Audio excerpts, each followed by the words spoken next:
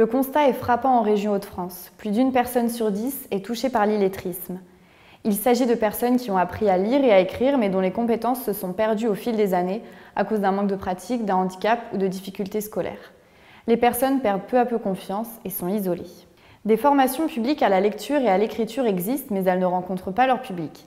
En parallèle, les associations sont sursollicitées. Comment repérer et mieux orienter les personnes illettrées ? La préfecture de région Hauts-de-France a fait appel à l'association Signes de Sens pour répondre à cette problématique en Sambre-Avesnois et concevoir un parcours type autour de la personne en fédérant les acteurs de terrain, l'association Mots et Merveilles, des organismes de formation ou encore des structures sociales comme Pôle emploi. Le prototype imaginé ensemble est un atelier passerelle permettant à la personne en situation d'illettrisme d'être orientée vers une formation au plus proche de ses besoins et contraintes. Un atelier d'informatique ou un atelier d'écriture par exemple, tout en bénéficiant d'une aide aux démarches administratives. Le dispositif que nous avons créé permet de mieux repérer les situations d'illettrisme grâce à une formation à destination des travailleurs sociaux.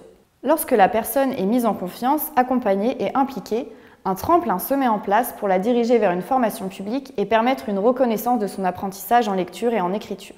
Après un premier test avec 3 usagers accompagnés par Mots et Merveilles, ce dispositif est aujourd'hui au stade du prototypage qui sera mené à partir de janvier avec un CCAS et une agence Pôle emploi pour tester et affiner la solution. Ce dispositif est essentiel, notamment en période de crise sanitaire, car l'accès de chacun à la lecture et à l'information est un droit et un enjeu majeur.